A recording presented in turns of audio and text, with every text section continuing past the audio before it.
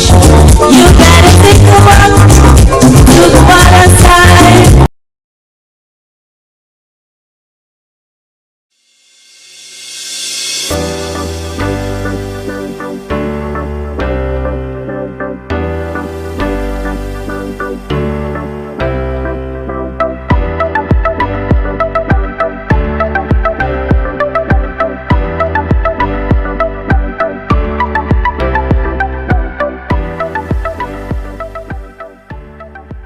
We are the national broadcaster, and I am Sulaiman Babature, a reporter and presenter at the SLBC.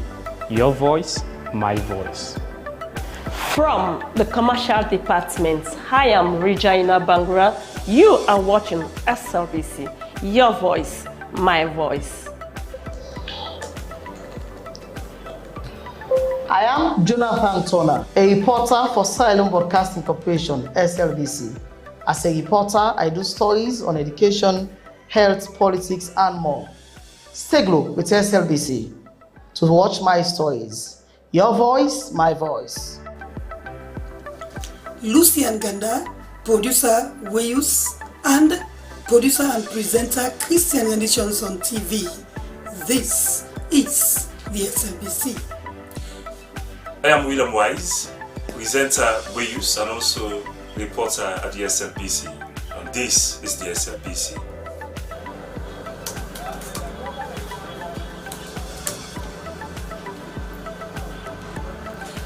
I am Salma Taba, television executive producer. I produce programs on both radio and television. I'm a news anchor, a presenter, an announcer on radio. I enjoy what I do because I serve a public service broadcaster. It's a pleasure to work with the SLBC.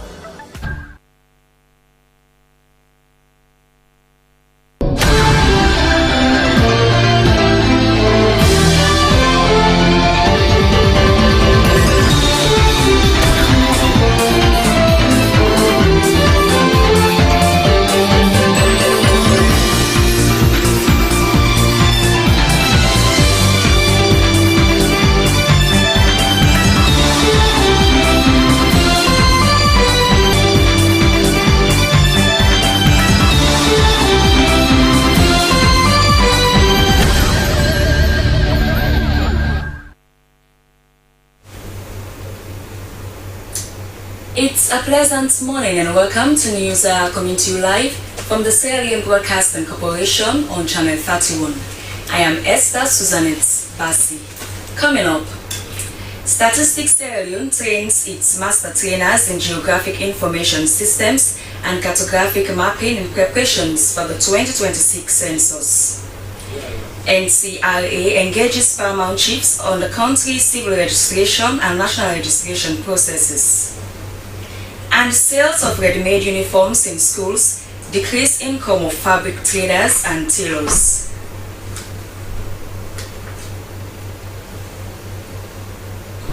Well, these stories and more, including our segments, are all lined up in this edition. Please stay with us for the next hour.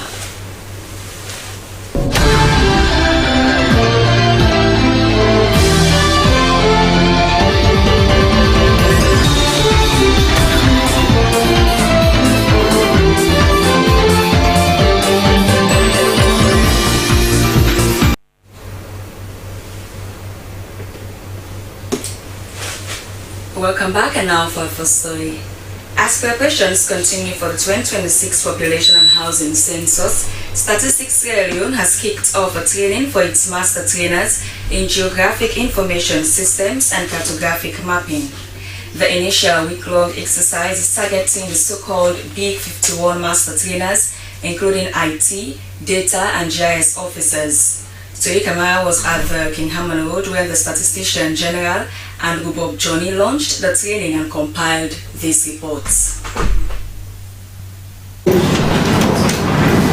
The Geographic Information Systems, or GIS, and Cartographic Mapping Master Training is coming at the back of a series of other trainings lined up by Statistics Sierra Leone, or StatSL, in preparation for the 2026 population and housing census. The training is also the first of a series of 3 trainings that is designed to adequately prepare cartographic mappers ahead of the December 2026 exercise. The Deputy Statistician General, Lance Nakane, described cartographic mapping as the foundation of a successful census. Cartographic mapping exercise is required for pre-enumeration activities, enumeration activities, and even for the dissemination of the census results. So it can only be the foundation, but a very significant portion of the census in particular. The master training consists of 25 GIS experts and 26 master trainers, making up the so-called Big 51. This exercise in Freetown will be followed by another training for 154 trainers in the region. The overall trainings are expected to cover 517 supervisors and mappers. James Sise is an IT assistant with the Data Science Division, Stat SL, in Koinadugu districts. He shared his expectations for the training. The expectation for this training is quality work. It's quality work, sound mind, and dedication. The cartographic and GIS consultant from Nigeria, Dr. Faluke Adebayo, said the exercise marks the official beginning of the census. She praised Sierra Leone for being the first country to hold a census in the 2030 round of census. First census in the 2030 round of census in all over the world. So Sierra Leone is taking the lead to do the first census. The chairman of Stat SL's Council, Moses Williams, and Statistician General Andrew Bob Johnny admonished participants to be fully committed to the training, noting the significance of the exercise to national developments. They acknowledged government's commitment to the process and urged participants to treat the census as a national exercise that is devoid of politics. I want to also tell you how committed government is in this process. His Excellency has told me and this young man that he will spend every aspect of the funds on this process. And up to this moment, as of now, they are really committed. They are giving him all the money he needs for the census. Lots of politics will be banana. Lots of politics will be banana. We're there. When it is people then, not so because you red, or you green, or you orange, or you this, we are not doing that. Are we doing that? No. No, you don't. So, now this work will for you fine. If I smell politics purpose in the air, I will put you in a corner. The decennial population and housing census is due to take place in December 2026. Soe Kamara, SLBC News, Freetown. The National Civil Registration Authority has engaged paramount chiefs from across the country on ways to enhance the country's civil registration, national registration processes, and ensuring that every citizen secures an identity card. Aminata Bangura reports. The meeting underscored the crucial role of traditional leaders in supporting NCRA's mandate to register all vital events, including births and deaths, as well as issuing national identity cards. The chiefs were also urged to play a more active role in coordinating registration activities within their chiefdoms, mobilizing communities, and ensuring that no one is left behind in the process. This includes supporting NCRA's efforts to increase birth registration coverage so that every child born in Sierra Leone has a certificate from the outset. NCRA Director General Mohamed Massakoy emphasized that the National ID card was not only a tool for identification, but also a gateway to access essential services, including healthcare, education, banking, and voting. He continued that birth registration has seen significant improvements, but death registration remains extremely low, affecting the accuracy of national statistics and development planning. We have had a very good meeting with the Council of Paramount Chiefs. All of the structures that have leadership of the Paramount Chiefs, from the national level to the regional level and the district level, the paramount chiefs and several chiefs in them, we had reason to engage them. The primary reason for this engagement is to be able to see how much more we can do to move ID service or CRVS service to the doorstep of our people. Mr. Masakwe appealed to the paramount chiefs to sensitize their people on the importance of securing the card and to encourage timely registration. Paramount Chief Sheku Amadou Tijan Fasuluku, chairman of Sandu Chiefdom, Kono, and the chairman of the National Council of Paramount Chiefs, spoke of plans to hold consultative meetings with chiefdom speakers and section chiefs. The aim, he explained, was to enable these local leaders to return to their sections and mobilize everyone to register for and collect their ID card. It is our own moral responsibility to educate our subjects in those communities to see the reason that to take this identity card is not a privilege but it's a right, and they also have their own individual responsibilities to present themselves for picture capture and at the end of the day pay for the identity card and also collect it in return. The meeting ended with a strong call for unity and cooperation as both the NCRA and the Council of Paramount Chiefs agreed that proper registration of births, deaths and national ID cards is not only a government responsibility but also a community duty that will help strengthen Sierra Leone's development and ensure that every citizen is counted. SLBC News, Aminata Bangua reporting. Earlier, the Director General of National Civil Registration Authority, Mohamed Masakwe, said the linkage of SIM cards to national identification cards is a standard global practice and Sierra Leone is no exception. He made the statement during the signing of MOU along with service-level agreements for the linkage of NIN with SIM cards. Abdul Mansare reports. One of the ways to track fraudsters, security experts have said, is to get SIM cards registered and linking them with national IDs. Signing of MOU alongside with service level agreements SLAs for the linkage of NIN and SIM cards was to enhancing the security of integrity of telecommunications in Sierra Leone. The MOU was also designed to facilitate a seamless integration of NINs with SIM registrations, ensuring that all mobile phone users are properly identified.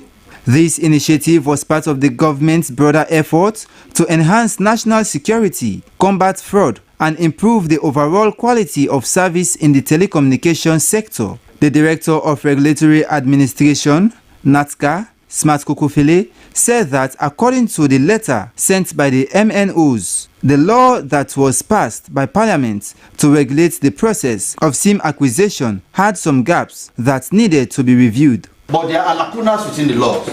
A, the provisions of the documents to acquire a SIMs were so loose, such that an individual who wants to acquire a SIM can just go through a pastor or a village leader or somebody respected within the community to provide him with a letter for him to acquire a SIM. According to the Director General of National Civil Registration Authority, Mohamed Masakwe, the linkage addressed many fraudulent activities. We wanted to make sure that our people, our citizens and other residents in this country are able to enjoy in a secure and reliable manner access to mobile phone services in terms of one, for instance, communication, so transacting businesses using the mobile phones. The information we have provided for them, encouraging them to link or register their SIMs with the NIN. The signing of the MOU and SLAs represented a significant advancement in Sierra Leone's efforts to improve its digital infrastructure while addressing pressing security concerns. SLBC News, Abdul Mansari reporting. Institute for Governance Reforms, IGR, has launched its 2025 Afrobarometer report. According to the report, 97% of the 1,200 Sierra Leoneans interviewed called for the promotion of regional and ethnic balance in government appointments. Sulaiman Babature has the story. Indicators among our neighbors, 2 percentage point drop This report covers from 2022 to 2025. According to the report, after August 10 issue in 2022 and before the 2023 elections, a lot of political and social issues surfaced. It stated that the establishment of the US-backed tripartite lowered political and social tension in the country and promoted national unity, among others. It further reported that Sierra Leoneans expressed tolerant attitudes towards individuals of different ethnicity, religions, nationality, and political affiliations, and that an overwhelming majority of citizens embraced inclusion in the political system, with 93% supporting ethnic or regional balance in appointments. It added that only 26% of Sierra Leoneans reported having knowledge about the review of the country's electoral system. Only 26% have heard about the electoral reform process. It means this whole noise about PR system, first past the post, is among elites. The rest of the country, they are living about their business. And to be fair to them, electoral systems conversations are normally highly elitist conversations. A lot of people do not, even if they care, they hardly understand. While some measures of social cohesion have been seen, it was reported that there was a significant regional and political disparities in perceptions of inclusion and fairness in governance. SLBC News, Sulaiman Babatu reporting. Labour migration, when effectively governed, serves as a powerful force for development while contributing to skills exchange, reducing decent work, deficit, and advancing regional economic integration. This was according to Emilio Rossetti, Deputy Ambassador European Union Delegation to Sierra Leone. Ambassador was speaking at the Family Kingdom during an opening ceremony of a 3-day workshop on International Labour Organization Convention 189 on decent work for migrant domestic workers, organized by Sierra Leone Labour Congress in collaboration with the Sierra Leone Domestic Workers Union. Dennis Fraser has the details.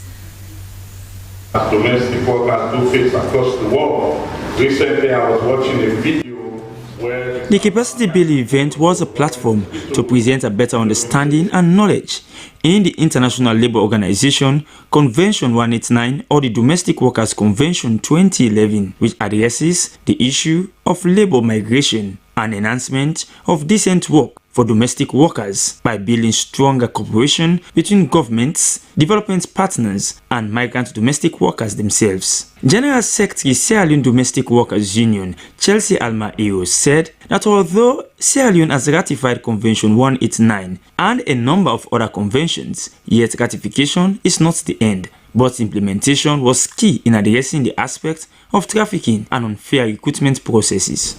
Since the convention was ratified in 2021, there is a lot of gap with the convention provisions and the realities that is happening in the lives of the domestic workers. So it's good for us as a nation to be able to understand the ILO convention, which is the second point of the objective for safe and fair migration for domestic workers.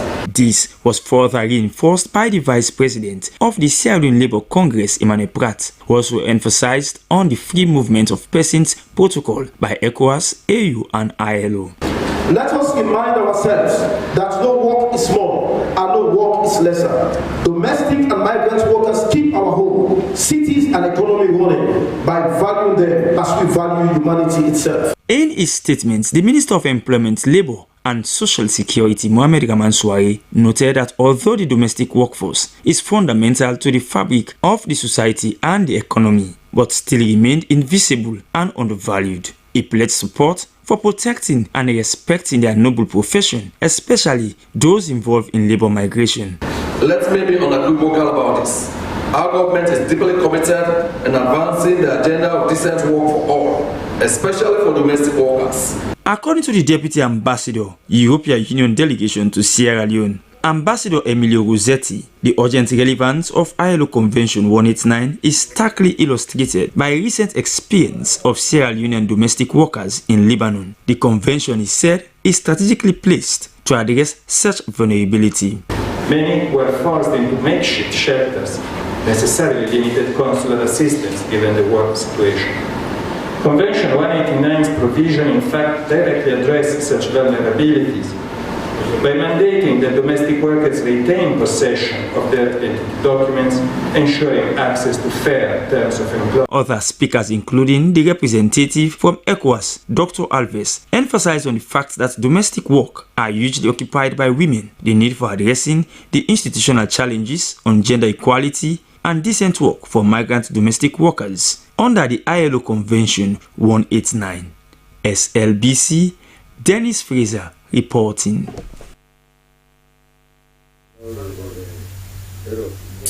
The growing trend of schools selling uniforms to parents has left many in the uniform business with fewer customers.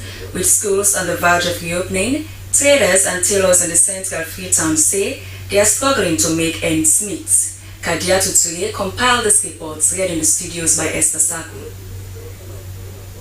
In the bustling streets of the central business area of Freetown, traders who once relied heavily on the back-to-school rush are faced with a difficult season.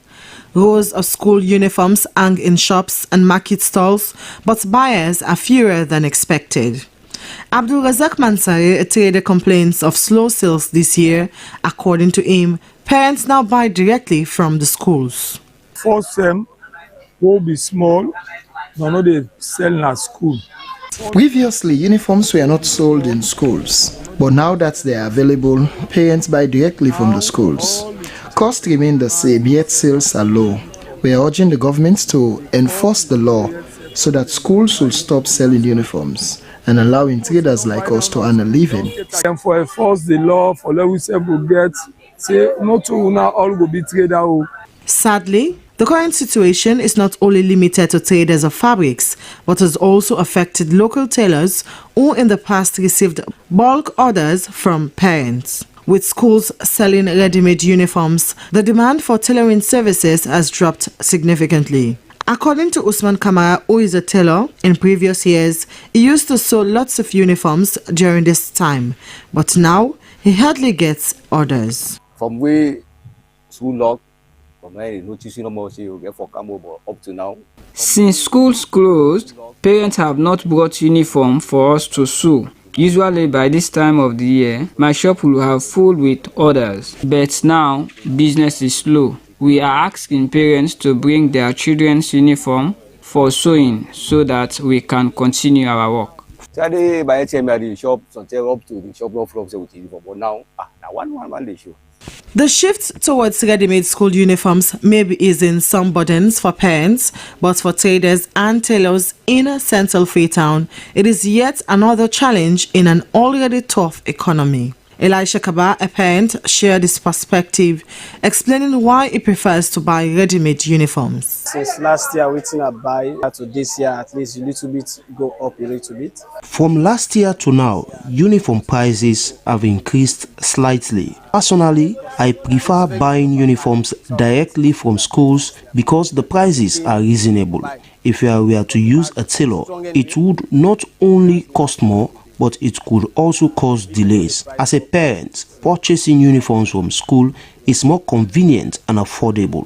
I don't take a while now in this. I prefer actually for buy uniform in school. As the school reopen, parents are balancing cost and convenience, while sellers and tailors navigate changing demand, making uniforms both a financial and practical concern for families.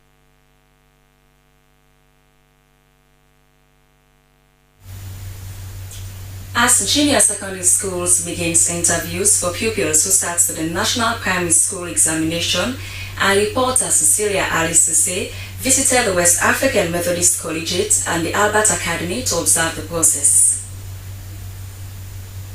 Again, your score for NPSC again. With pride and high hopes for their children's future, parents and guardians accompanied pupils to the entrance interviews for junior secondary school.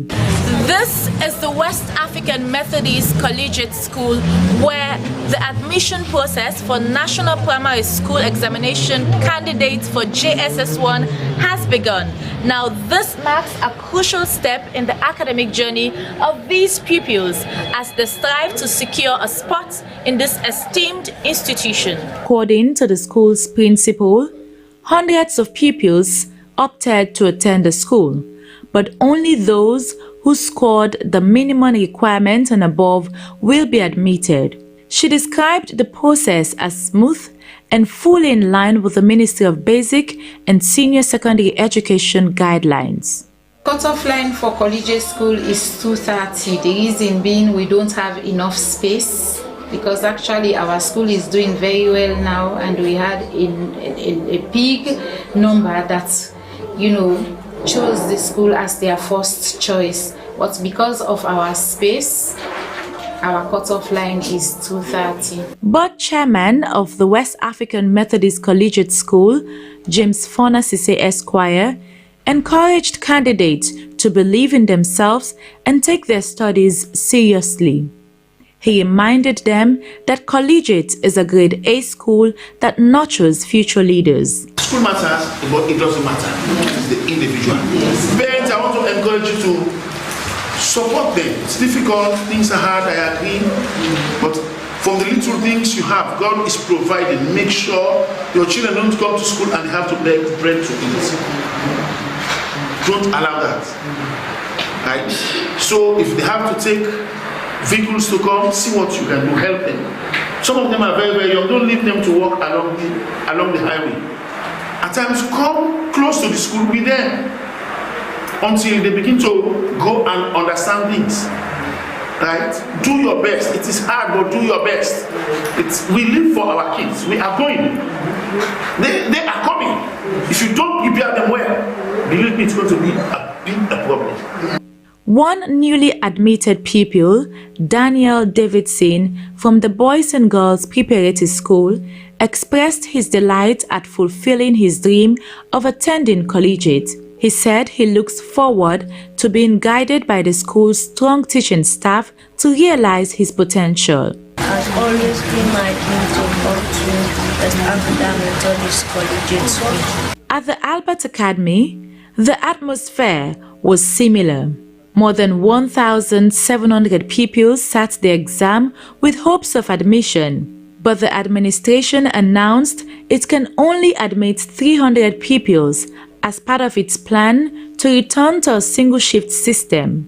Parents were urged to monitor their children closely, ensuring punctuality, discipline, and neatness as they advance in secondary education.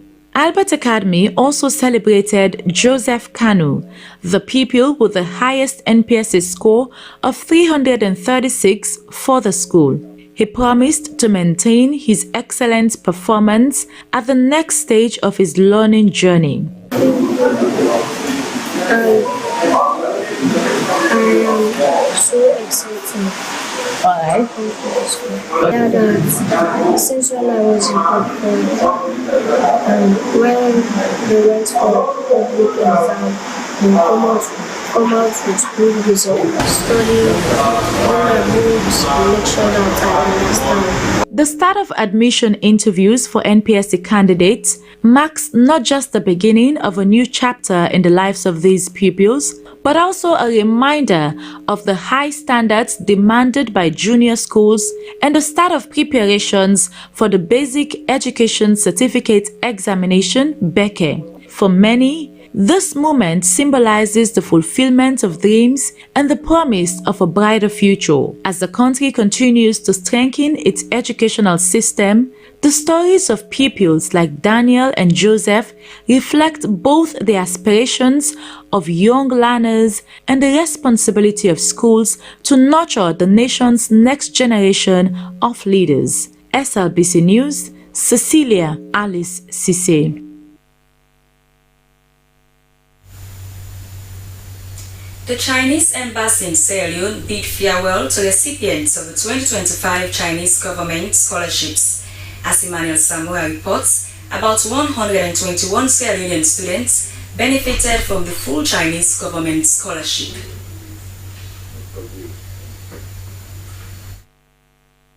About 121 Sierra Leonean students have left the shores of their motherland Sierra Leone in search of knowledge in China. The 2025 Chinese government scholarship is a full scholarship that enables Sierra Leonean students to study in Chinese universities and colleges. These 121 deserving students will pursue courses ranging from engineering, technology, arts, among others. With big hopes and dreams to acquire an unmatched knowledge in China aimed at transforming society, the awardees express commitment to represent their country well. I'm just not going there as a student, but I'm going there to represent Sierra Leone as well. So I would try my very best to do the best of my ability and make my country and my family proud. While acknowledging China as a trusted partner and friend of Sierra Leone, the Minister of Technical and Higher Education, Dr. Aja Ramatulai Wuri, as well commended China for their enduring passion to invest in the young people of Sierra Leone. These scholarships are not merely acts of generosity. They are acts of faith. Faith in Sierra Leone's potential. Faith in the capacity of our young people to learn, to grow, and to lead. Chinese ambassador to Sierra Leone Wang King expresses his admiration for the government investment in education, adding that the 2025 scholarship serves as a testament to the latest bond Sierra Leone and China enjoy. Ambassador Wang King said their move was to lay a foundation for building Sierra Leone and saving its people for tomorrow, admonishing the awardees that they are the new bridges that connect both nations. As a long-term and time-honored partner, China is always committed to help Sierra Leone to develop education. Over the past 54 years since the establishment of diplomatic ties between our two countries, education cooperation has been a solid pillar supporting the steady development of bilateral relations. In the midst of the pleasantries and words of encouragement, Ambassador Wang King encouraged the awardees not to involve in anything that will bring disrepute to their country during their stay in China. Emmanuel Samura, SLBC. First Lady Fatima Madabiu has officially launched the LC Initiative Fund for Uniformed Women in Peace Operations projects. It aims to break barriers limiting women's representation in peacekeeping and strengthen Sierra Leone's role in global peace missions. Jonathan Turner reports.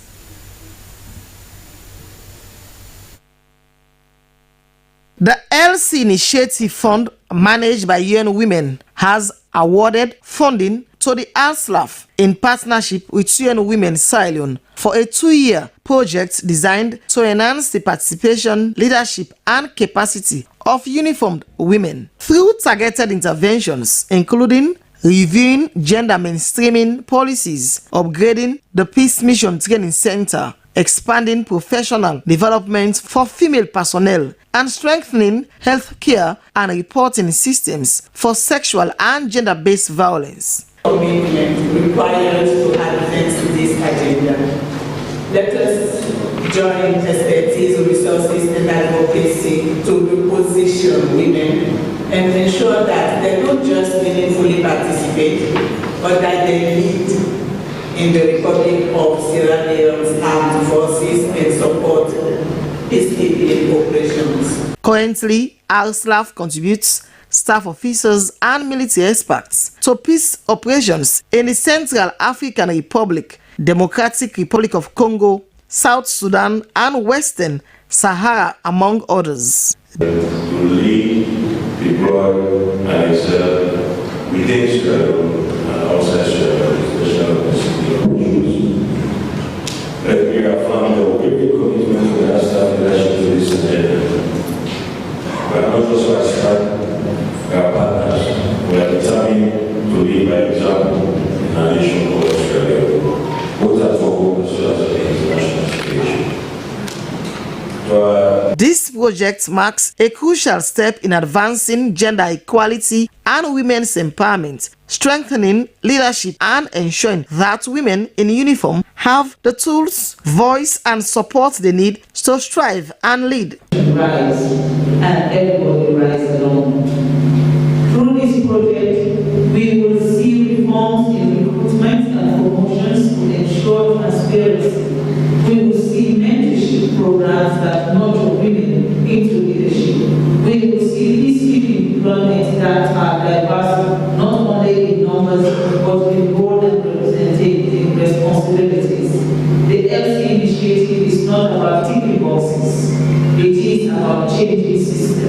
With this new project, Sierra Leone joins a growing number of countries committed to advancing the women, peace and security agenda and ensuring equal opportunities for women in global peace operations. For SLBC News, Jonathan Turner reporting.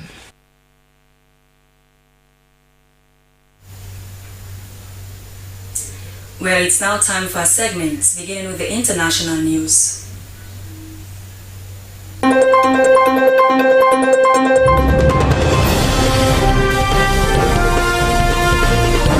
Hello and a warm welcome to the International News Summary with me, Esther Sako. Forecasters have warned that Hurricane Ian is set to threaten large stretches of the U.S. East Coast on Wednesday, bringing storm surges, rip currents and coastal floodings.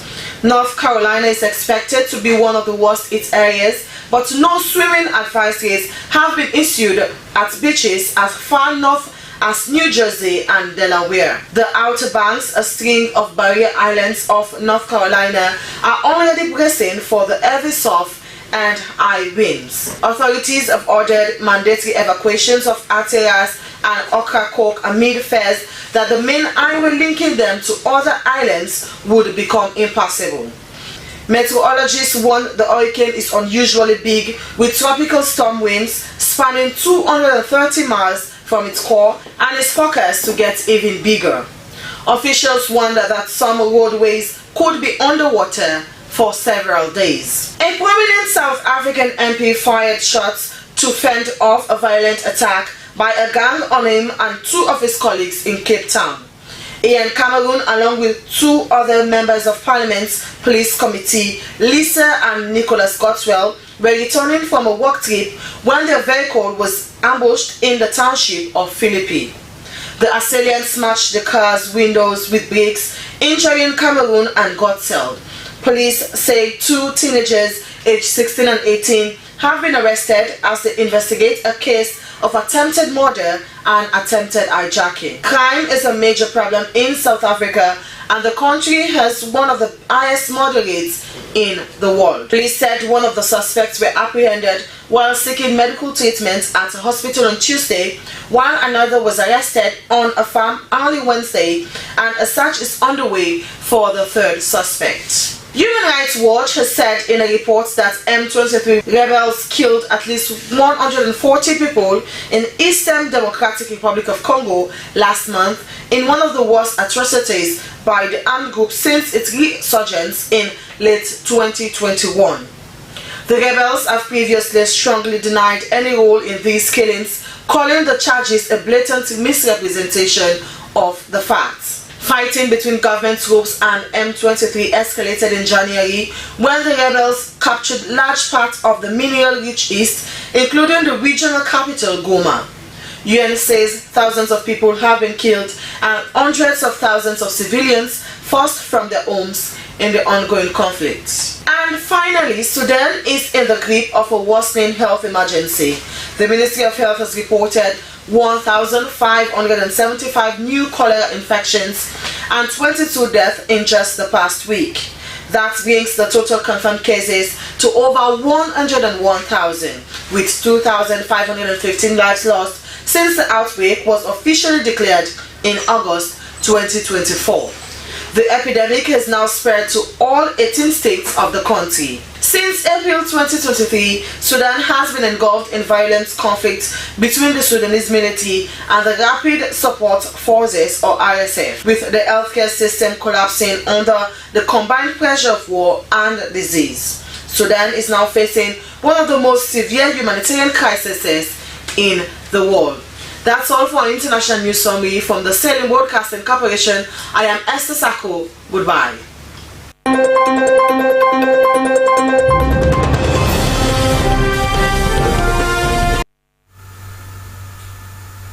Well, away from the international news, let's join our business desk.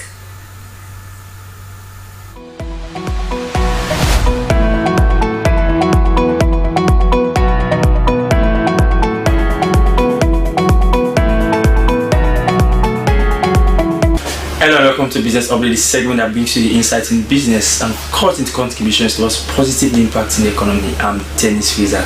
Today, the Slbc takes a look at the prices of school items ahead of the opening of schools. Now, with the new school year just around the corner, many parents are rushing to markets across Freetown to get their children's school kits. Abacha Street Market is known for the sales of school materials, and as Kadia Tuture visits the market, what's the latest development in terms of sales and cost of school items? It is another busy day here at Abacha Street Market. Both traders and their customers are busy negotiating prices on various products. As the new school year is about to begin, school materials such as bags, shoes, exercise books, lunch boxes, among others, are vital to children, especially for the entry classes. And with the heavy rains recently, some traders say sales of such materials have not been encouraging. The book they go up every day. Books are becoming more expensive every day. With some government schools now providing books to their pupils, sales have become even more difficult for us traders. Book can be cheap. Teachers any sell on our school. They sell, easy. All India. Sales are very slow compared to last year, and every year prices just keep going up. I am appealing to the government to step in and help reduce the cost of goods. We want to one more level of government do for we. Like the custom, so because I make all India. Because the traders buy wholesale at higher prices on school supplies, they tend to pass the cost to the buyers, who usually feel the pinch. For Fatma Tassila, a parent of 3, she wants the best for her children, but the prices keep increasing every year. Like where the price be high, especially bag. Prices keep rising every year, but as a parent, I have no choice. I still have to shop for my children because I want them to look presentable when they go to school. As the countdown to reopening school continues, traders at Abacha Street are optimistic of high sales amid the rainy season, whilst buyers hope for decrease in the cost of school materials for their children. Well, many thanks to Kadia Tuture and the business team for putting that report together, and that's all in this edition of Business Update. Thanks for watching.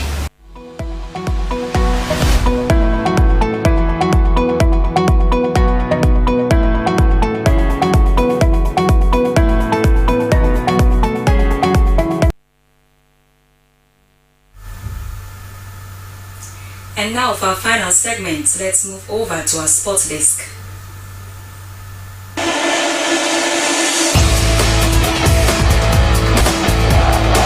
Thank you very much. In this edition of the update, we turn our attention to Eastern Lions, as Eastern Lions Football Club have been officially crowned as champions of the 2025 Leone Rock Premier League following a 1-1 draw with Star Sports Academy at the approved school. Let's join Abdukabia for more details.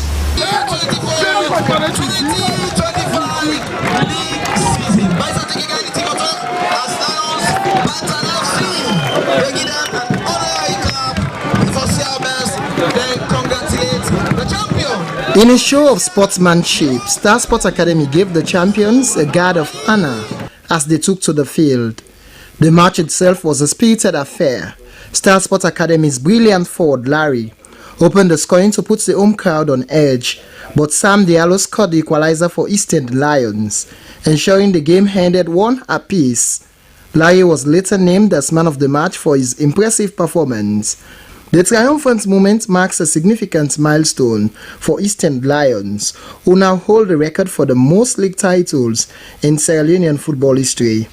In his address, the president of the Sierra Leone Football Association, Babadi Kamara, congratulated Eastern Lions on their achievements and praised all participating teams for their dedication and sportsmanship. He also expressed gratitude to the league's sponsors, particularly lead sponsor Leone Rock Metal Group and the government of Sierra Leone for their crucial support. To assure you that we are going to do everything humanly possible to have our league start in October so that we'll be in line with the rest of the world. A groundbreaking moment of the ceremony was the presentation of the 500,000 leones cash prize to the champions, a move that President Kamara highlighted as a new era of transparency and accountability in Sierra Leonean football. He added that his executive is here to run football with transparency and credibility to the delight of the fans. And now, the Ministry of Basic and Senior Secondary Education, in collaboration with the BLISEF and Free Skills Sports Coaching, has held a 2-day training of trainers workshop for physical health education PhD teachers. The training held from August 14 to the 16, 2025 at St. Joseph Secondary School in Brookfields, Freetown, brought together over 40 teachers from all 5 regions of Sierra Leone. Our reporter, Christian Akama, has more. The initiative was part of the broader National Junior Secondary School Basketball Competition, a landmark sporting event aimed at nurturing young talent, fostering teamwork, and instilling values of discipline and sportsmanship among junior secondary school pupils. The training focused on equipping physical health education teachers with the skills to effectively coach basketball fundamentals and manage school-based competitions. CEO of Physical Sports, Afis Bashoy, highlighted the growing role of basketball in Sierra Leone. He described the sport as transformative, noting that sports provide young people with opportunities beyond academics. CEO of BLISEF, Reginald Batts Williams, described the session as a long-term investment in youth development. He explained that the program was designed to reach all students regardless of gender or ability while providing structure, policy, and technical support. At Physical Sports Coaching, we believe that basketball is more than just a game. It's a powerful platform for learning life skills. Participants expressed zeal for the program. A PhD teacher from Kenema said the training equipped them with valuable skills in shooting, passing, dribbling, and court awareness, which they plan to replicate with their students. Deputy Director of School Health and Physical Education at the Ministry of Basic and Secondary School Education, Said Conte, praised the program for reviving basketball in schools. He emphasized the role of teachers as powerful influencers capable of shaping the next generation of athletes. Conte also pointed to the success of previous training programs that produced national-level players, noting that basketball could follow a similar path if properly supported. Director of Sports at the Ministry of Sports, Arun Koji, revealed that the government is currently reviewing the national sports policy. Arun expressed optimism that basketball will soon benefit from similar support. He underscored the value of such training workshops in engaging teachers, coaches, and students in building effective sports systems. Quite a few policies that we're looking at the moment, and one thing that I realized when I took up office is the Bible that governs sports in this country, which is the national sports policy, has to be reviewed. So we're reviewing that at the moment, and there are other minor, I wouldn't say minor, there are other little policies that we're trying to entrench in the national sports policy. At the close of the workshop, each participant received a certificate of completion. SLBC News are in Freetown, Christian Akama reporting. Well, that's all we can share in this edition of The Updates. Thank you very much for joining me. I'm Mohamed Lamitui, and goodbye.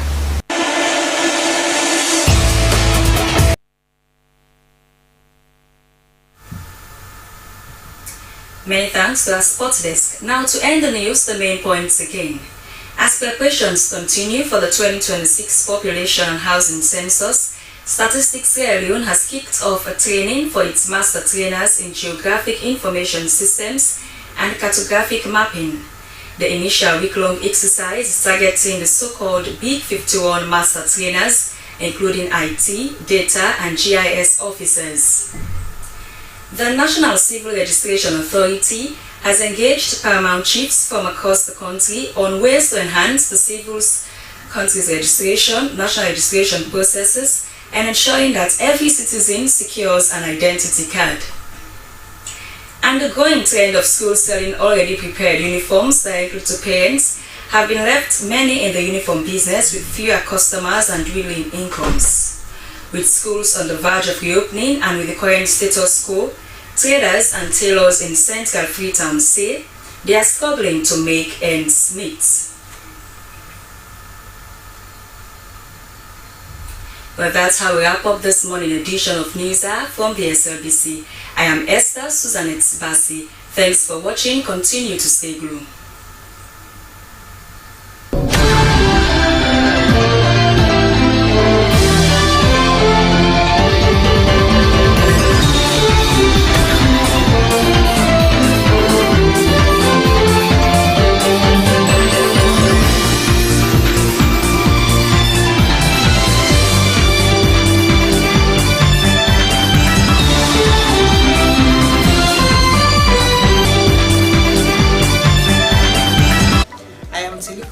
Head of News and Current Affairs Unit, Sierra Leone Broadcasting Corporation.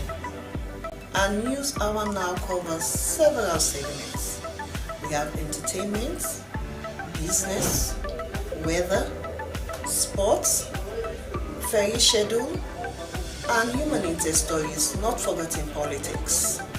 We are doing all that to keep you people posted on what's happening all over the country. Thanks for being with us at SLBC. Keep blue. We are the best.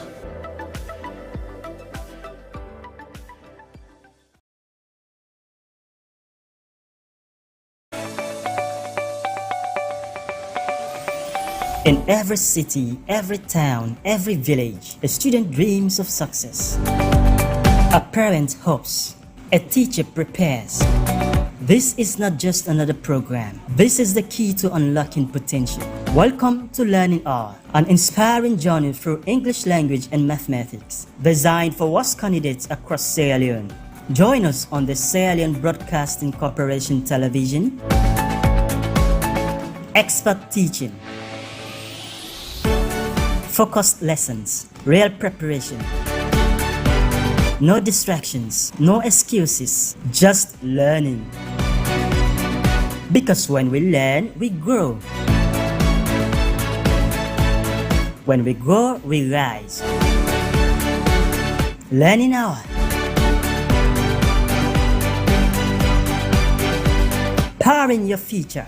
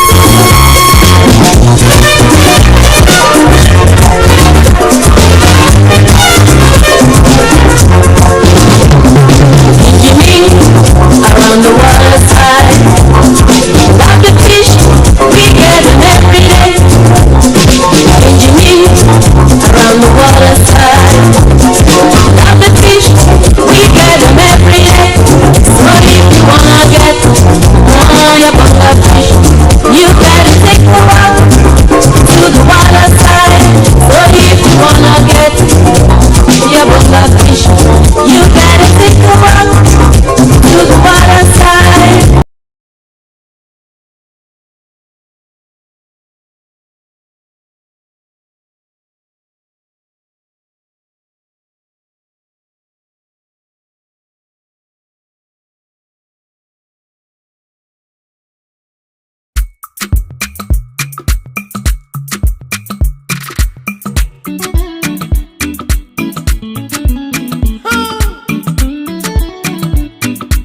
Due to special request and popular demand, the Jump and Kill must come.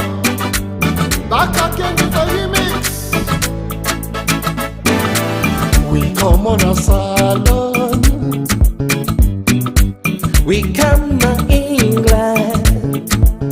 Oh yeah. But we not run away. We come for better. We people that want for see what we they do. We people that want to know what we they say. Come on.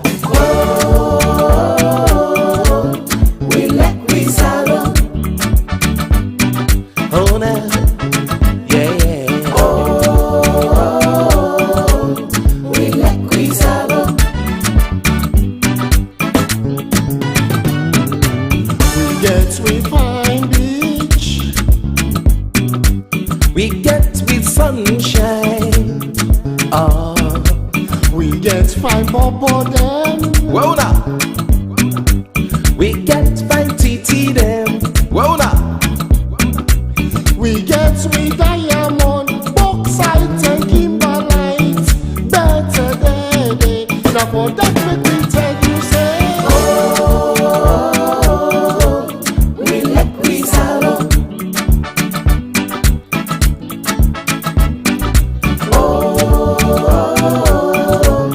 We like we salon. Mama Salon, we like you. The Portuguese man say the mountain and fever lion. Oh, and we don't see say salon and trunk like iron. And if we try for labor, we go reap the benefit. So many people then wanna join me can make we say. We like we salon. A salon, salon, and we like we salon. Oh, we like we salon. Like that day. Oh, we like we salon. Oh, we like we salon.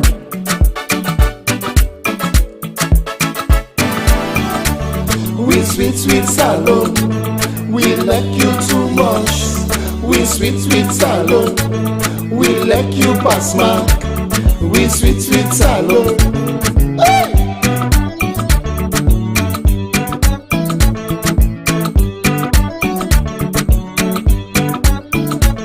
Them fine, fine bobo. Oh yeah. Them fine, fine titi. Oh yeah. Them fine, fine bobo. Tell them. Them fine, fine titi. Tell them. Woo! Capital A, small a, capital B, small b, capital C, small c, capital D, small d, capital E, small e, capital F, small f. Do so. Yes! I make a member. Hey, school days. Now we go praise you. We land of the free. Make we show the love where we all want for see. Make we get we said not so we continue.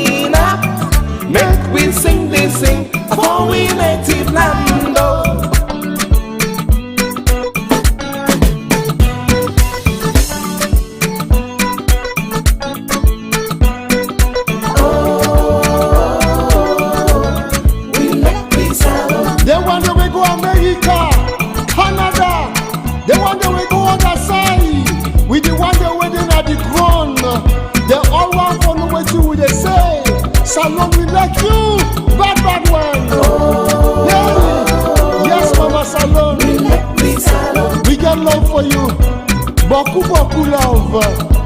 Baby, love. Hey, we like you. We like you, Salon.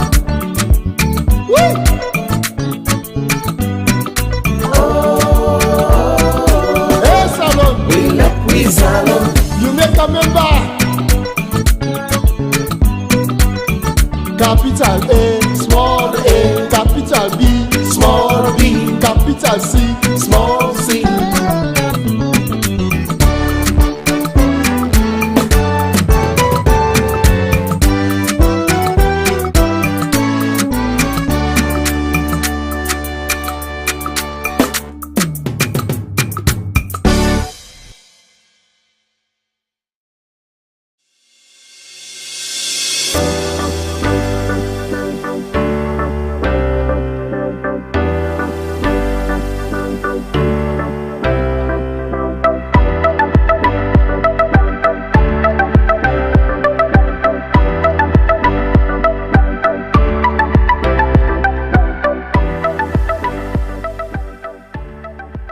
We are the national broadcaster, and I am Sulaiman Baba Toure, a reporter and presenter at the SLBC. Your voice, my voice. From the commercial department, I am Regina Bangura. You are watching SLBC. Your voice, my voice.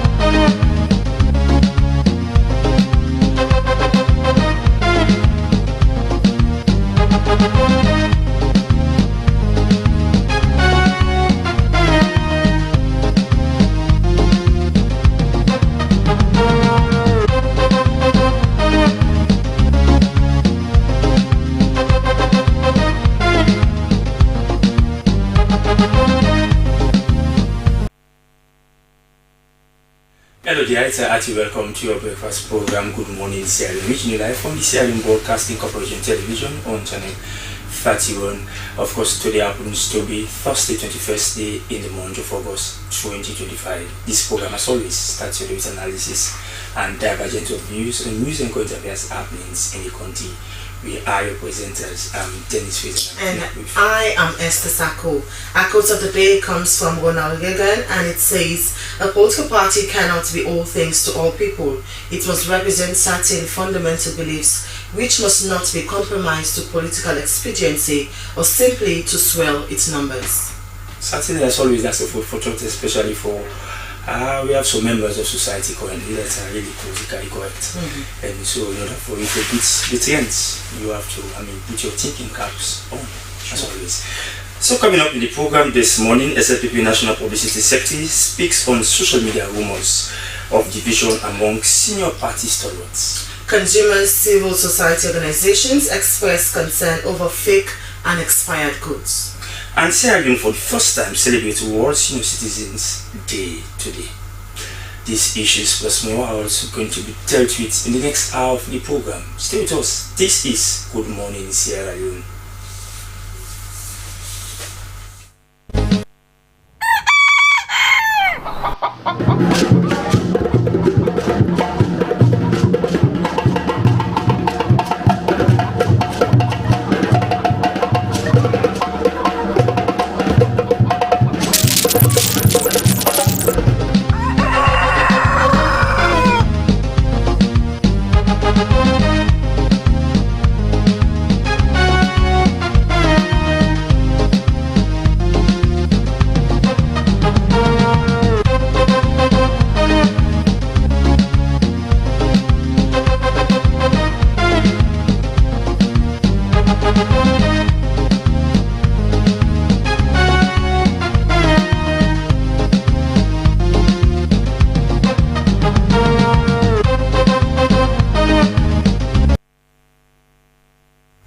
Welcome back. The program is Good Morning Sierra Leone, reaching you live from the Slbc, and we are broadcasting live from our New England studio here in Freetown. It's now time for us to usher in our guest, and as always, we begin with our first issue.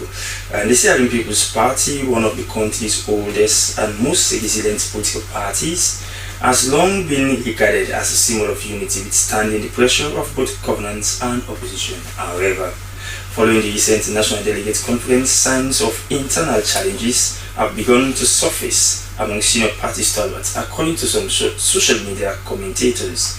With these issues at the forefront, the question now is, can SLPP maintain its unity as it prepares to elect a new leader to contest the 2028 presidential election?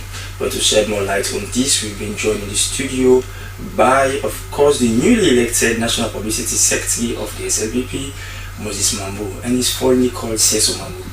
Thank you. Thank you for having me, and good morning, viewers. Alright, Mr. Mambu, it's a welcome to the program. Of course, you've been following social media of recent, and that's one area during, I can remember when you were vying for the position, as an area you were laying premium on that you're going to really sanitize that particular media space to ensure that accurate and timely information is disseminated to, of course, supporters of the SLPP. Now you've been following social media, the rumors of internal rancor within your political party, the ruling SLPP. You want to confirm to us? So, firstly, as a political party, under the leadership of His Excellency the President, and under the executive leadership of Sergeant Ivati Osonga, we want to reaffirm our commitment and reassure our about 4.1 million supporters and followers, both local and international, that within the SLPP there is no problem. You see, we went to our convention at Bintumani with our heads held high. The ability of our party to maintain the democratic space, to practice proper democracy, was manifested at our convention. You remember there were rumors that the leader of the party have taken sides with candidate A, candidate B were also laying claims that the leader is supporting them. And you remember very well in the hall, the leader of the party, His Excellency the President, made it clear in the hall that I can speak clearly for myself. Certainly. And I can defend myself. Nobody speaks for me. And he made it clear that in front of thousands of supporters that I am not supporting any candidate. As a leader, my concern is let the will of the delegates prevail and let the best candidate win. But at the end of the day, we are not a convention, we are a family. So let every member understand that yes, it is a competition where everybody participates and competes. Yes, it is agreeable that somebody or some people have to win and some people have to lose. Yes, it is acceptable to grieve. It is acceptable to feel disgruntled as a result of you losing. But we must take into cognizance that we are a family. And the president, the leader of the party, re-emphasized that point, that we're a family.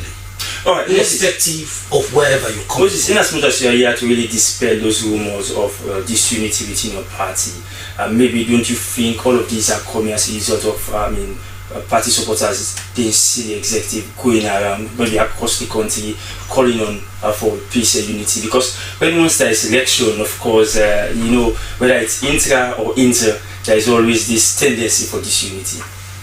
The SLPP is the biggest political party in Sierra Leone. It's one of the oldest and biggest in the sub-region. One of the oldest and biggest in Africa. We have just taken up power 3 weeks ago. We're trying to put the structures in place. Which is also enough for you to go around across the country. I'm coming. To reach out to your party supporters. I'm coming. The SLPP have every structure and we are working within our constitution. What we are doing now is to make sure we fully take over the administration of the party. Put every arm of the party together. You saw a few weeks ago our first executive meeting. Make sure the executive is together. Because if you have a captain that is driving a boat that is not well focused, there's tendency for accident to occur. So we first want to make sure the driver is comfortable, the driver is settled, the driver is together, all the driver, the apprentice, all the other pilot, they're all together. That's what we'll be doing. Now, we have, as of yesterday, triggered our first constituted arm of the party, which is the Elders Council. They have been triggered. You see, this executive is a proactive executive.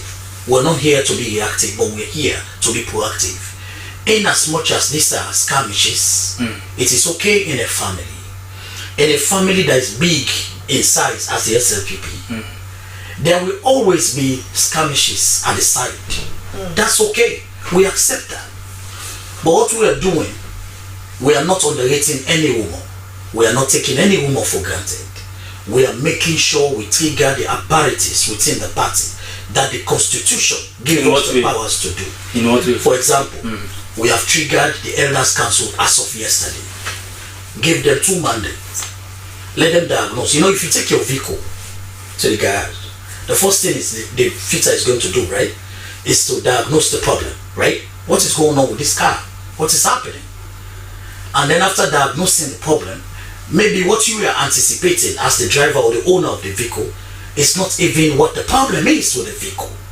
So that's why the fitter, they always diagnose the problem first and then confirm that, oh, if you say it was the brake pad, it's not the brake pad. Maybe it's the filter. That's what the problem is. So what we have done as of yesterday is to trigger the Elders Council. We have triggered the Elders Council because these are the moral guarantors of the party. These are men and women who have laid down their lives to protect this party. These are men and women who are there in the foundational inceptions of the formation of the SLPP, the greatest political party that a Sierra Leonean have ever woke up to in life. So their mandate is 2. They have 2 mandates as we speak. One is to diagnose the skirmishes that's going on, the rumor. Let them use their structure and their influences and the provisions, the powers they have within the constitution to diagnose what is going on. Okay? 2, when they diagnose what is going on, let them advise the executive and the other arms of the party in what can we do to settle those skirmishes that are going on. Because so you're actually confirming what all the rumors on social media that is a problem. We are not confirming any rumor. So why is that also an Elders Council? No, the Elders Council is set up already. It's a constitutional provision. The other thing is we are not disparaging any rumor. Just like in football, there's a coach that we used to call Jose Mourinho. They will tell you that even if Jose Mourinho is playing with Bow Rangers, that game will be final. Every game is final. Jose Mourinho will never underrate an opponent. So for us, this executive, every rumor will add meaning to it, whether truth or false. We'll make sure we enter it, investigate, and bring out the truth. So that's why we're here.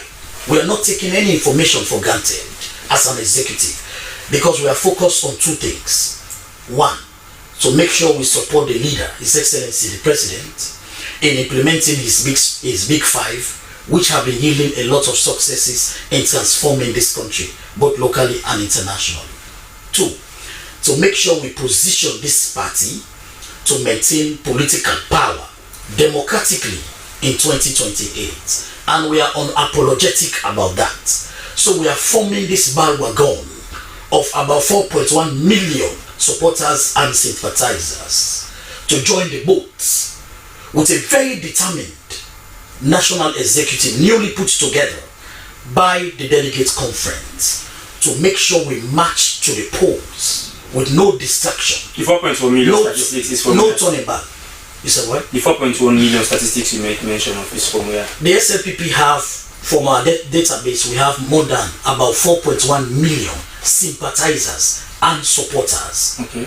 For our party. Registered with your party? I said supporters and sympathizers. Sympathizers does not mean they are registered with your party. You can like the SLPP, but you're not a member of the party.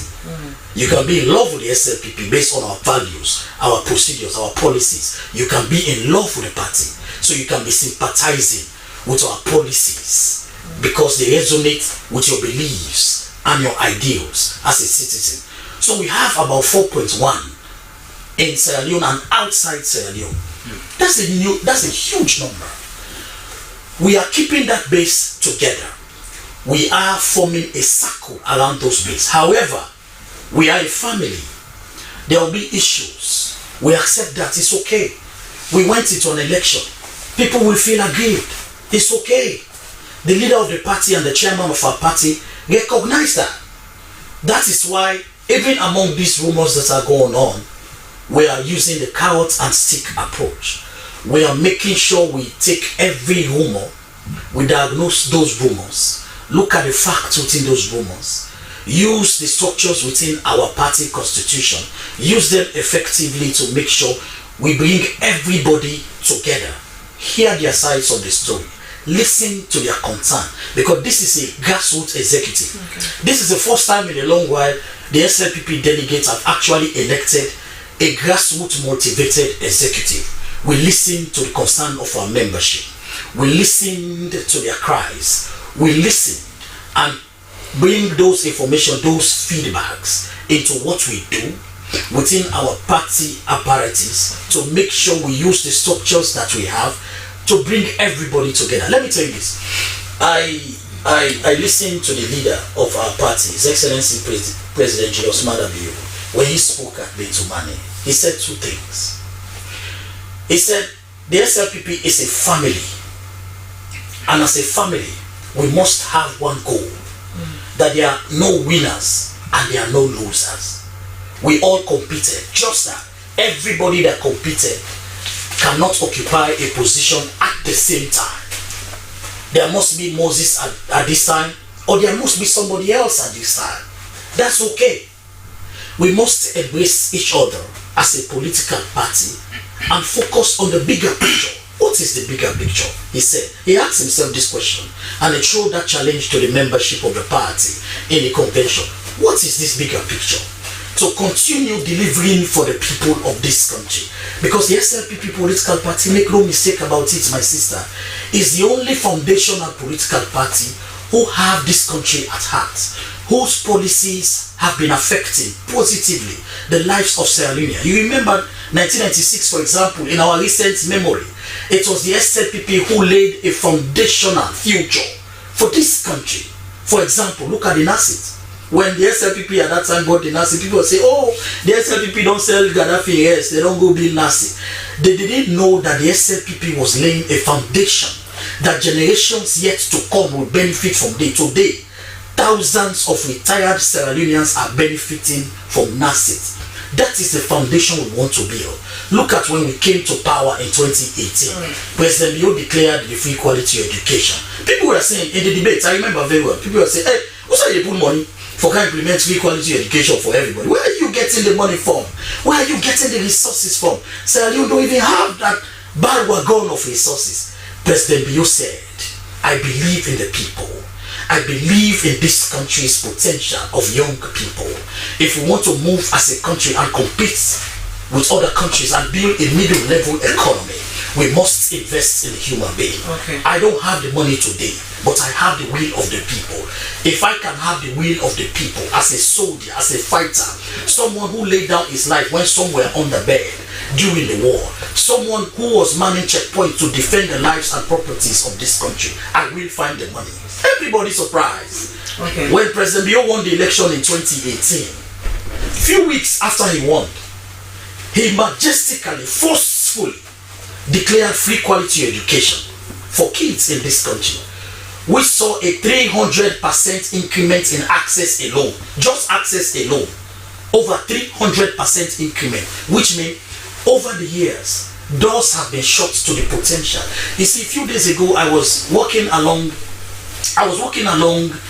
school kids and their grandparents, and the parents were telling me that 10 years ago, if there was free education, I should have been able to be texting on WhatsApp rather than sending voice notes on WhatsApp.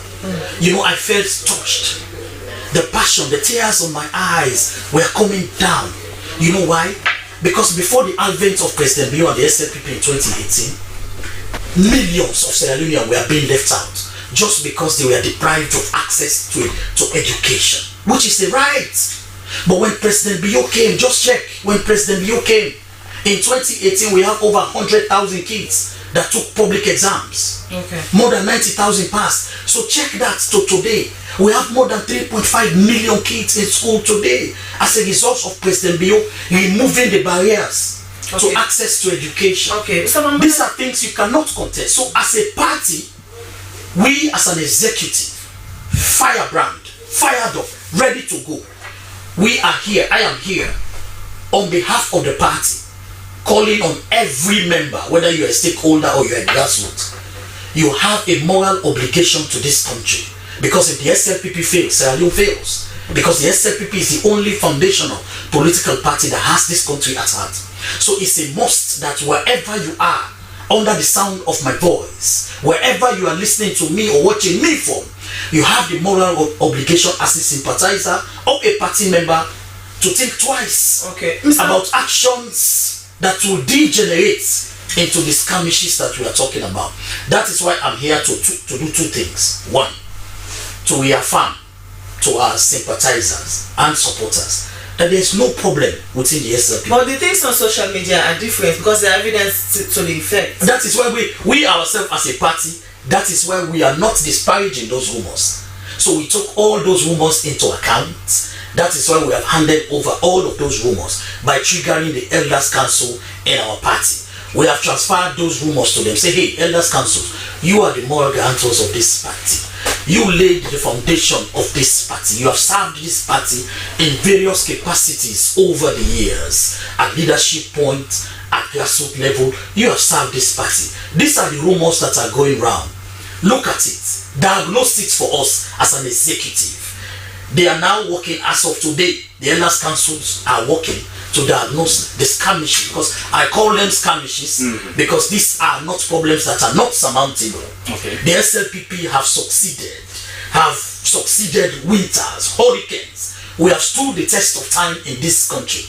Sierra Leoneans have seen SLPP is a very resilient party. We are very resilient.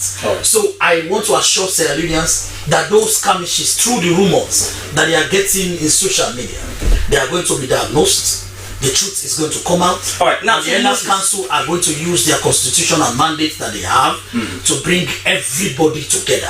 Because when SLPP is together, every other political party is a non-starter. Now, Moses, aside from social media rumors, as national publicity secretary of the ruling SLPP, of course, you must bear in mind, I've listened to you, with very rapt attention. You've succeeded in creating a delicate fine balance between how you want to, manage the rumors of social media and meeting with the current realities on the ground. But suffice to say, if there are no problems, like you've stated that there are no problems within the party.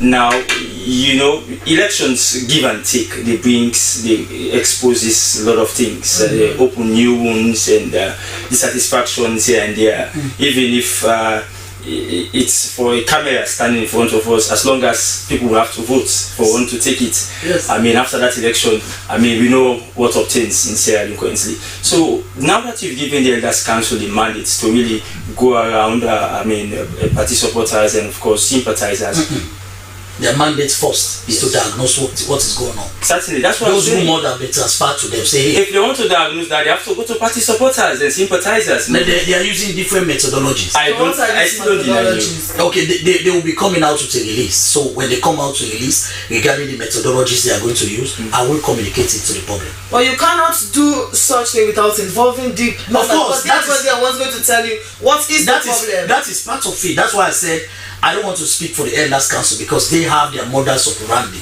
They are going to bring out their TOR and they are going to communicate with party members.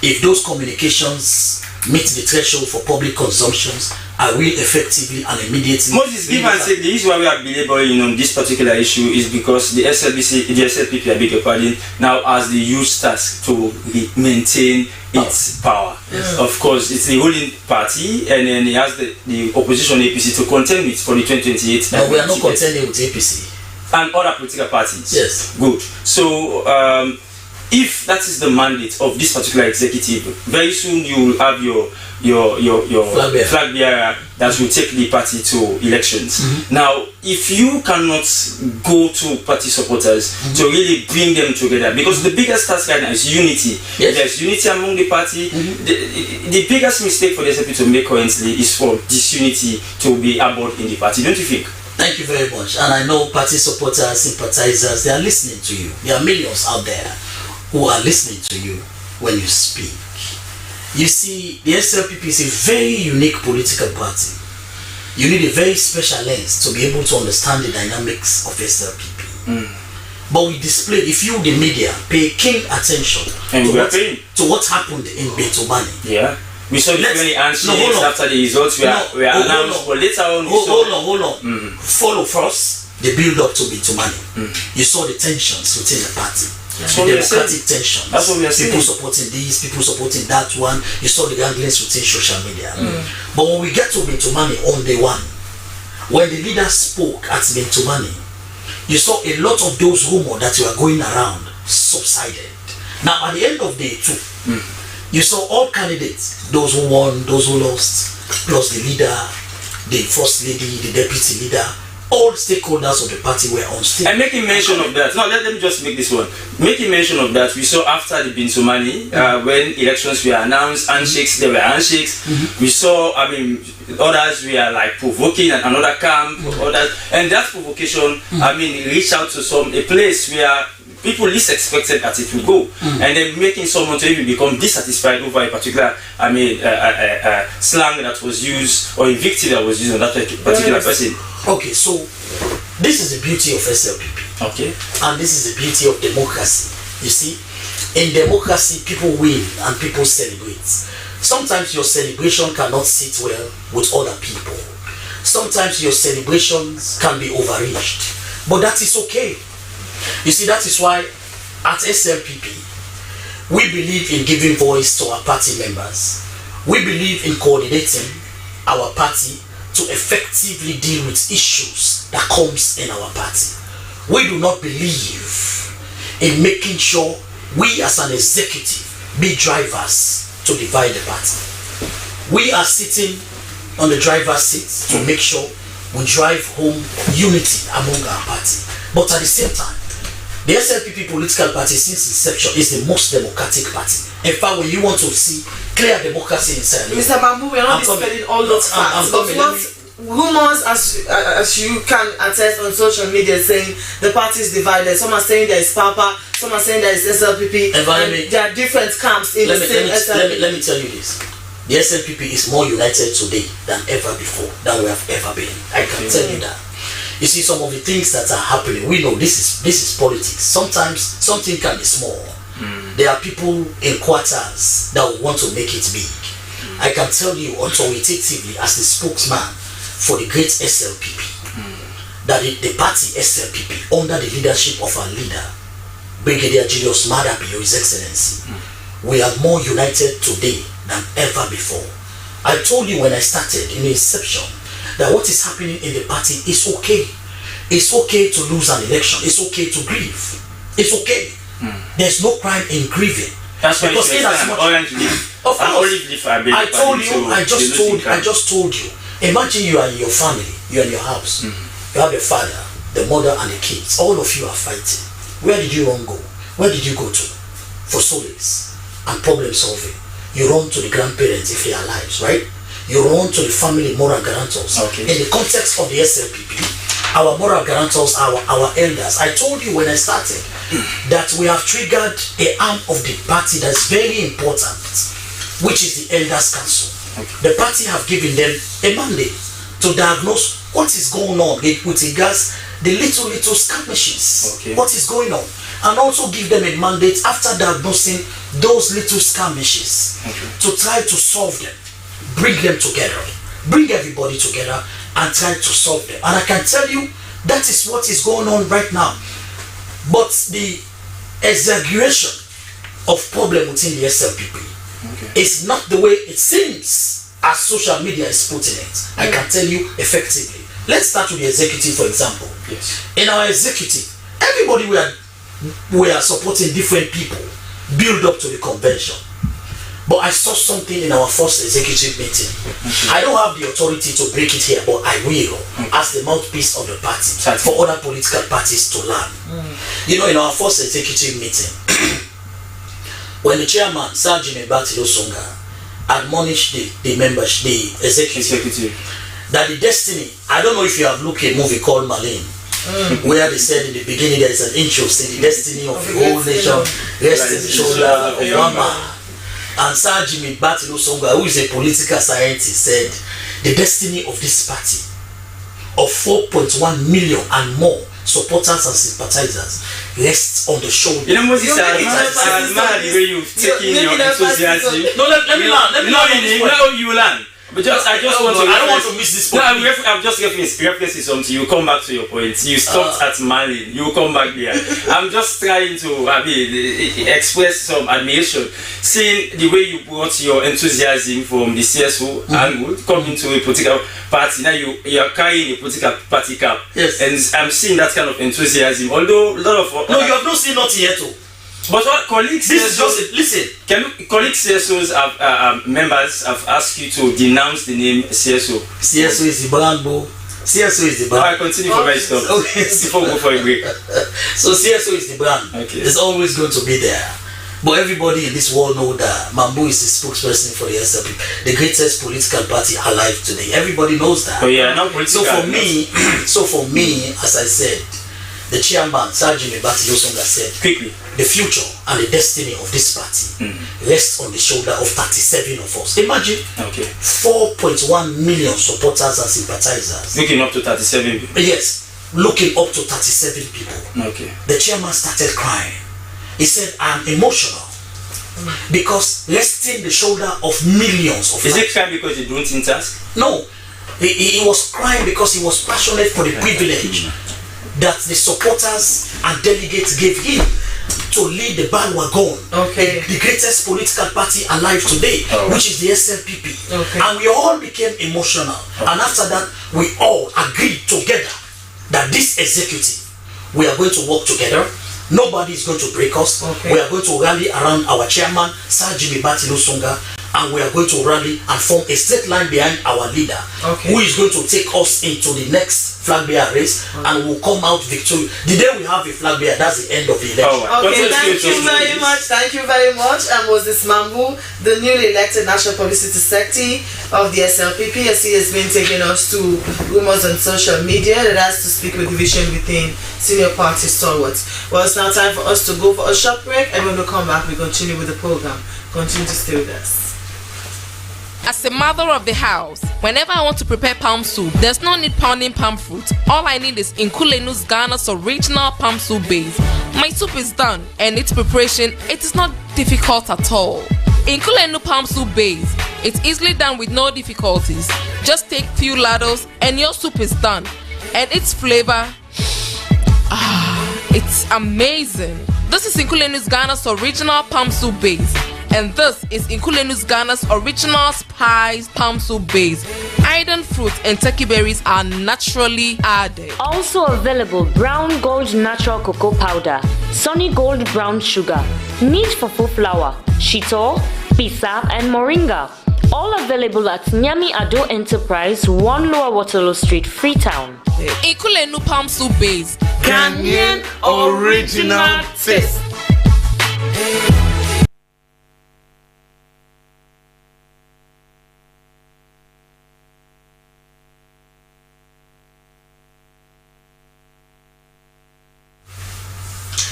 Welcome back. The program you're watching is Good Morning Sierra Leone, live on the Sierra Leone Broadcasting Corporation, and you can also be part of the program by sending me a text message to the number displayed on the screen, or send your comments on our Facebook page at SLBC Live. Well, we'll move on to another issue. As the Director General of the National Civil Registration Authority, Mohammed Masakoi, said the linkage of SIM cards to national identification cards is a standard global practice, and Sierra Leone is no exception.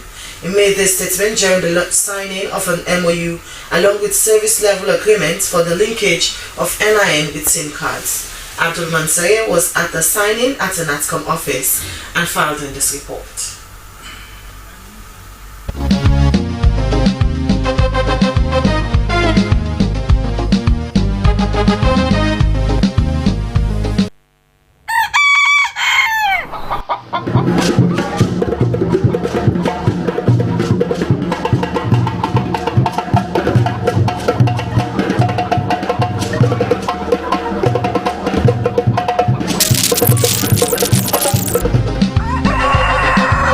One of the ways to track fraudsters, security experts have said, is to get SIM cards registered and linking them with national IDs.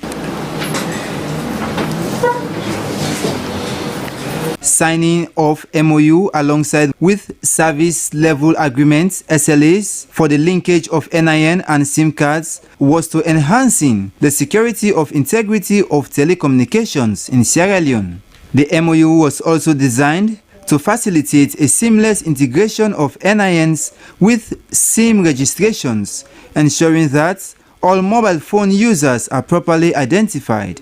This initiative was part of the government's broader effort to enhance national security, combat fraud, and improve the overall quality of service in the telecommunications sector. The Director of Regulatory Administration, NATCA, Smart Kokofele, said that according to the letter sent by the MNOs, the law that was passed by Parliament to regulate the process of SIM acquisition had some gaps that needed to be reviewed. But there are lacunas within the laws. A, the provisions of the documents to acquire a SIMs were so loose, such that an individual who wants to acquire a SIM can just go through a pastor or a village leader or somebody respected within the community to provide him with a letter for him to acquire a SIM. According to the Director General of National Civil Registration Authority, Mohammed Masakoi, the linkage addressed many fraudulent activities. We wanted to make sure that our people, our citizens and other residents in this country are able to enjoy in a secure and reliable manner access to mobile phone services in terms of, one, for instance, communication, so transacting businesses using the mobile phones. The information we have provided for them encouraging them to link or register their SIMs with the NIN. The signing of the MOU and SLAs represented a significant advancement in Sierra Leone's efforts to improve its digital infrastructure while addressing pressing security concerns. SLBC News, Abdul Mansari reporting.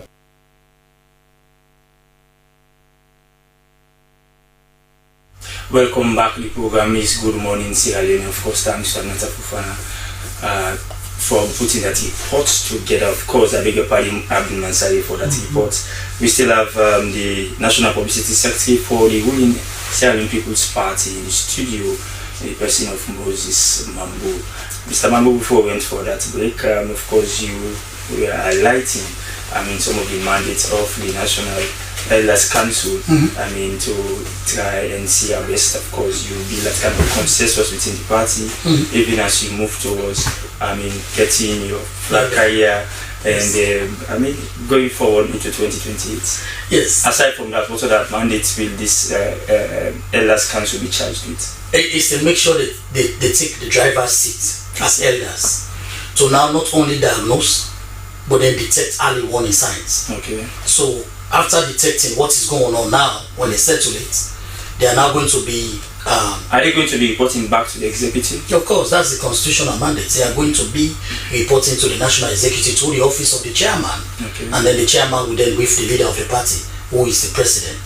And at the end of the day, after that, the elders council are going to move a little bit to now be playing the role of detecting early warning signs ahead of the bigger picture, which is the flag bearer race. So they will be detecting early warning signs. They will be trying to solve those early warning signs quickly, and then be trying to advise the national executive on things that we are supposed to do to make sure those early warning signs does not pop up. Because as I said, managing millions of supporters is always an Achilles task. We are not adverse to that. We are up to the task. That's where we are using the constitutional instrument that our constitution gave us as a national executive to make sure we effectively use it to solve our internal problem. Because we have learned, we have grown over the years, we have learned a lot as a political party, and we want to make history in this country to be the first political party apart from the 60s, the 50s, but when truly when multi-party democracy returned in 1991, we want to make sure we be the first political party to maintain power for the third time. And to do that, we all as a political party, I'm here speaking on behalf of the party, speaking the minds of the executive, but also communicating to our party members, to our party sympathizers in this country and outside. Moses, speaking on this elders council, what are the set of people that are part of this elders council, and how transparent is this council? Because as you said, they are going to be taking the driver's seat. When you hear the name, for example, Dr. Samabanya, you hear that name, over 90 years old, who have served as the chairman of this party, you cannot question his credibility to maintain. You cannot question that. You get? So that is just one among credible elders of this party. As I said, the elders council of our party have nothing to lose. They have no interest. Because that is very much important. Their only interest they have is to make sure the SLPP as a political party is together and then maintain political power. Because they want to make sure when they leave this world, Sierra Leone is in the hands of a political party who have the interest of this country at heart, not rats who are coming to eat all the ground now from the ground to wreck this country as they did many years ago. So that is a concern of the elders council. They want to make sure they bring all of us together. They put all of us together, speak sense into the minds of people who are coming up today, because they were there when SLPP was being punished in the 1967, 65, 67, 68. What they were doing to SLPP party members, tying them up in chains, putting them in prisons, taking them off from democratic processes, jailing them, killing them. They want to remind party supporters and members, including stakeholders, that this party has stood the test of time. We have gone through rough times in the hands of other political parties who have catapulted themselves into racketeers over the years. We don't want that to happen. There has been a foundation set. Millions of kids are going to school. 39% of rice that WFP is using today is being bought in country. Over $15 million have been saved from rice imports based because of the feed saloon success. But the price of rice is really taking minimal effect on the. It's not minimal. 3 months ago, rice was 1.3 million. Today, rice, some bags of rice is 550,000, 560,000 today. So it tells you where we are coming from to that.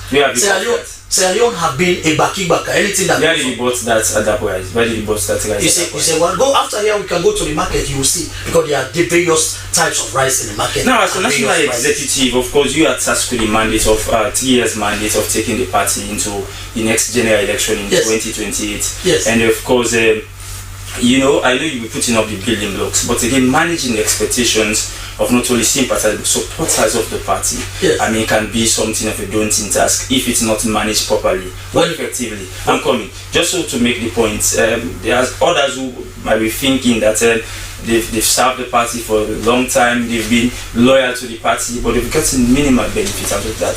How do you ensure? Because the mistake, like I keep saying, that we don't like seeing the SLP making, because other political parties have done that and they've paid dearly with their own sweat for it.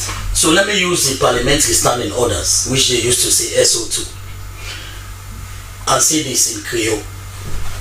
It better let your mama in a kitchen than your mama and mates in a kitchen. Always better.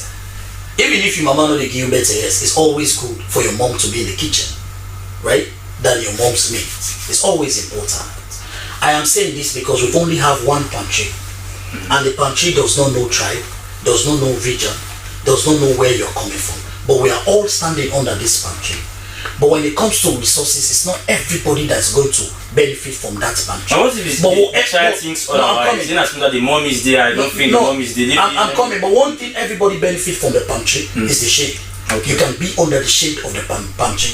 It's better to be under the shade of the pantry than to be under the sun. So that is the most important aspect of supporters who feel, okay, the system have left me out, the party have not supported me. But the point is, are you under the pantry or are you under the sun? It is better when it's raining to be under the pantry, even if you're going to get wet, but it's better. It's better when it's sunny to be under the pantry than to be under the sun.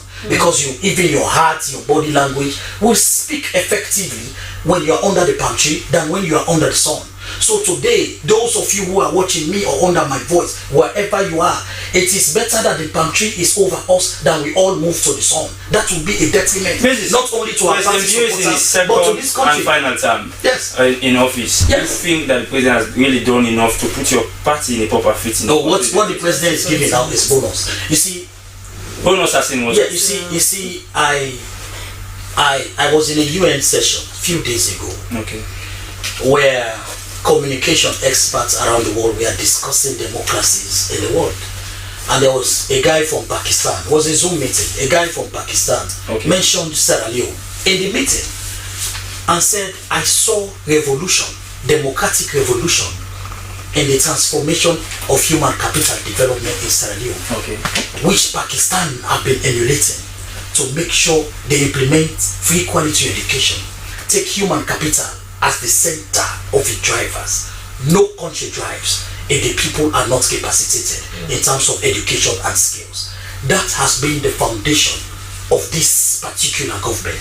Those foundations that we have laid in terms of human capital development, the Gen Zs are happy. That's why when I was campaigning, and even now I'm saying SLPP is the only sexy political party in this country. Yeah, you had mention of that on a sister program Morning Coffee. Of course, it is SLPP is a Gen Z party. It's a Gen Z party because the Gen Zs are benefiting. Think about kids when we came that were in class 1. Today, 7 years down the line, some are in university. Millions are moving. What are the statistics millions to that? As we sit here now, over 2.5 million kids are in school as a result of the free quality education. Our pass rate of public exam is 89%. As we sit here today, compared to 10 years ago, which was private school being on the forefront. No, government schools that are doing excessively well in private exam. Look at girls, for example. You are a woman. This is the first time in the history of this country, 3 years in a row, girls are competing with all men. of them are in private schools. No, government schools. Yeah, but the private school, it is the government who is laying out the policies. Moses will definitely come back to you. It is the government who is laying out the policies that the private schools are using. The program is the National Publicity Secretary of the ruling SLPP, Moses Mambo. Quickly, we will move to another segment within the program. Which is the review of the front pages of our local tablet. For that, I begin with the Couple Times newspaper. Worsening drug crisis, over 198 Kush-related deaths in 8 months. Another headline on this paper is Pardon List Scandal. Did APC submit names of the dead? That's a question according to the Concord Times. Sierra Leonean students abroad stranded as stipend remain unpaid. President Bio appoints new clerk of parliament. Our stories can find on the front page of the Concord Times newspaper. My first week here this morning is the Awoko newspaper, and its banner headline is saying EGTC accuses itself owing 589 million unions, 6 independents Rising underground water in Freetown cemeteries raises fears of underground contamination.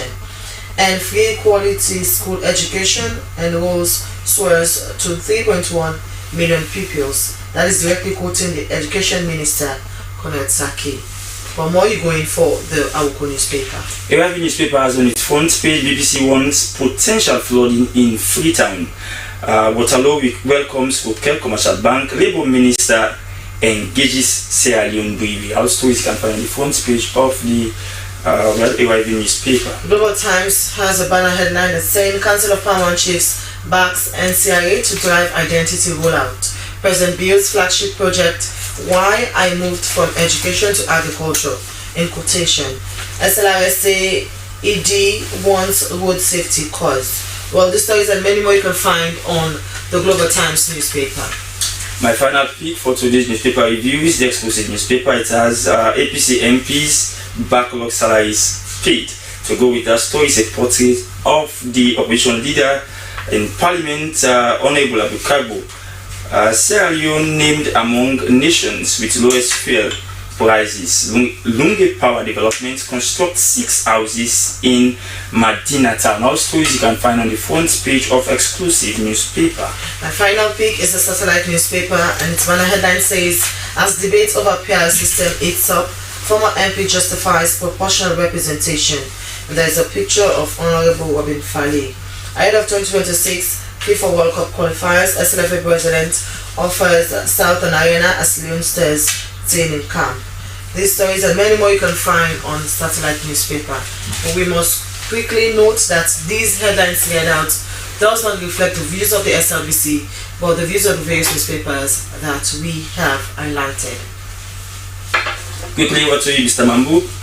In as much as we close the program, of course, you've succeeded in dispelling rumors of possible disunity within the SLPP. Now, like you said, the National Executive is strategically positioned to really, to bring all hands on deck and move the party's mandate forward.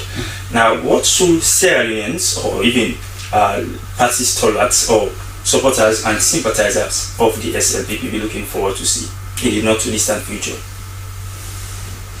You have trusted this political party and this leadership. That was why we all have overwhelming mandates from the delegates in our just concluded conference. We want to reaffirm our commitment and the beliefs and the trust you impose in us as National Executive. We are going to do everything in our power based on our constitution to make sure we bring everybody together, irrespective of who you are, where you are, your interest in the SLPP. We are going to make sure we divert the attention of every party member to understand 2 things. One, that the party is bigger than all of us. No individual interest can supersede the interest of the party, which is to maintain political power. 2, to make sure we continue to work with the leader of this party, to continue to support his development stride through his 5 big game changers, to continue to deliver for this country, because it is on the foundations of those deliveries we are going to rest on to go to the polls in 2028. So we should not be distracted as a political party.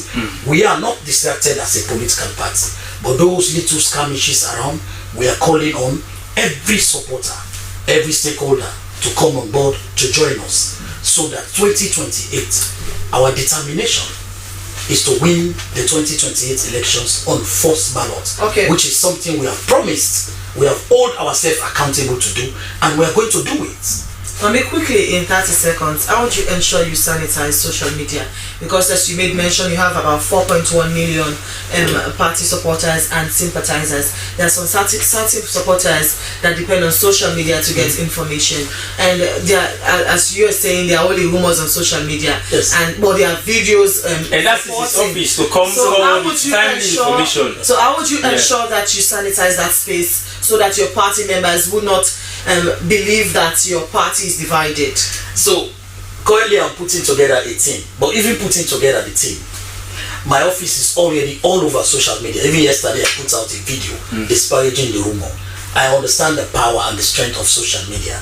That is why anytime from now, the next 2 to 3 weeks, you will see a forceful presence of the SLPP political party under my office on social media, all social media platforms, to make sure we continue to respond quickly to public informations so that our party supporters, Sierra Leoneans, will get accurate, effective and timely information at their Moses, jokingly before coming on here, you were saying that your party will build a consensus moving forward, that you used to, select your car carrier for 2028.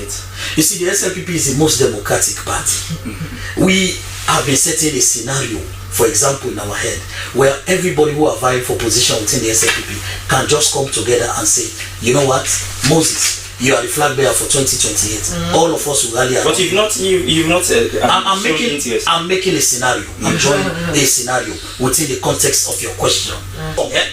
Because imagine pulling the second highest vote among over 1,000 delegates. So that individual cannot be underestimated, and we are still young.